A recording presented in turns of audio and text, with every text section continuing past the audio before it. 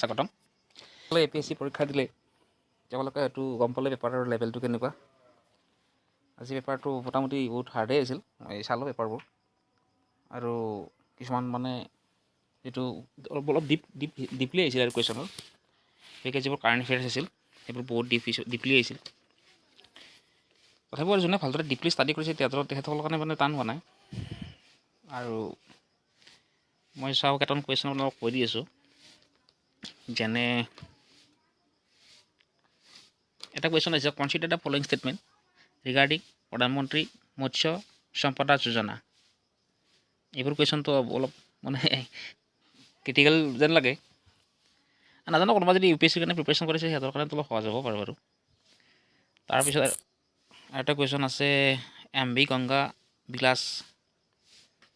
এইটো প্ৰথম যিটো ষ্টেটমেণ্ট আছে এইটো সহজ, ঠিকেই, সেইটো সকলোৱে জানে। কিন্তু ইয়াৰে এটা ষ্টেটমেণ্ট আছে, ষ্টেটমেণ্ট যিটো 3 আছে, the international cruise is being offered by Antara luxury river cruise which's operating since 2009। এইটো অপশ্যনটো অলপ পোৱাটো টান। এনেকুৱা ধৰণৰ কিছুমান মানে আনকমন কুৱেশ্যন যেন লাগে। বাকী আৰু আপোনালোকৰ কেনেকুৱা আছে কমেণ্ট কৰিব।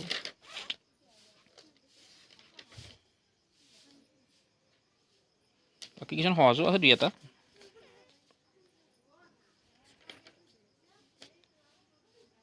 তাৰপিছত কথাটো হ'ল যি লওক আপোনালোকৰ পৰীক্ষাটো যোনে দিলে কমেণ্ট কৰিব। আৰু অলৰেডি এনচাৰ কিটো দি দিলে নহয়, অলৰেডি APSC পৰা ফাৰ্ষ্ট এনচাৰ কি দি দিলে, বেছি আৰু দীঘলে নকৰোঁ, সেইটো সকলো ভাগৰ হৈ আছে। চ' আপোনালোকৰ নিজৰ কমেণ্ট কৰিব আৰু কিমান এনচাৰ কিমান মানে নম্বৰ পালে, এনচাৰ কি মিলাই পেলাই। আৰু যদি মিলোৱা নাই চাই ল'ব। আৰু কোনোবা যদি এইটো বছৰ এটেম্প দিয়া নাই, অহা বছৰ দিম বুলি ভাবি আছে, যদি PDF ফাইলটো লাগে মই তলত এটা টেলিগ্ৰামৰ লিংক দি দিম, তাতে এড হৈ ল'ব। তেখেতসকলক মই দি দিম এইটো PDF ফাইলটো, PDF ফাইল এটা বনাই দি দিম কুৱেশ্যন পেপাৰখন। আৰু আপোনালোকে নিজৰ মাৰ্কবোৰ ইয়াত কমেণ্ট ছেকশ্যনত জনাব, চাই লওক কোনে কিমান নম্বৰ পালে, কাট অফ কিমান যায়।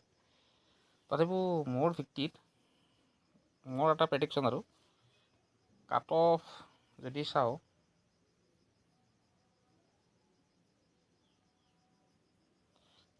চাওঁ, মোটামুটি জেনেৰেলৰ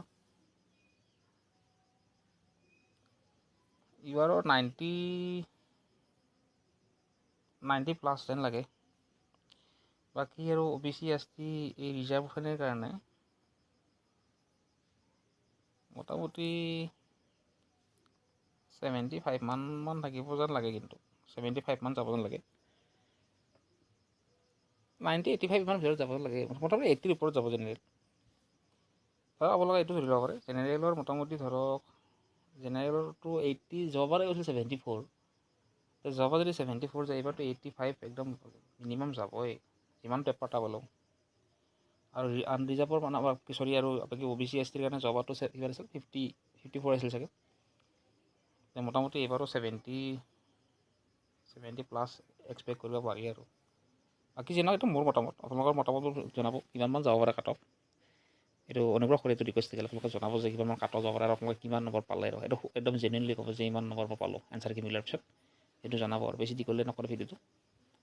আৰু যিসকলৰ পৰীক্ষাটো বেয়া হ'ল তেওঁলোকৰ মোৰ চেনেলটো ছাবস্ক্ৰাইব কৰি ল'ব। মানে এই দেৰি কাৰণে একলগত লগ হৈ প্ৰিপেৰেশ্যন কৰিম। মানে অলৰেডি মই চাকৰি কৰোঁ, তথাপিও আৰু আপোনালোকৰ কাৰণে অলপমান চেষ্টা কৰিম আৰু জনে পায়। আৰু যিসকলৰ এক্সামটো বেছি ভাল হোৱা নাই তেখেতসকলে মোৰ চেনেলটো ছাবস্ক্ৰাইব কৰিব। আপোনালোকক মই অলপ নলেজ দিম, আৰু পাৰিলে আপোনালোকক মই অলপ নলেজ দিব। আজি নহওক এখানি আছিল ভিডিঅ'টো। আৰু নিজৰ প্ৰেডিকশ্যন, কাট অফ প্ৰেডিকশ্যনটো কৰিব, আৰু লগতে নিজৰ মাৰ্কখিনি জনাব আৰু কিমান মাৰ্ক পালে এনচাৰ কিটো মিলোৱাৰ পিছত। অলৰেডি এনচাৰ কি পাব্লিছ কৰিছে APSC। Thank U.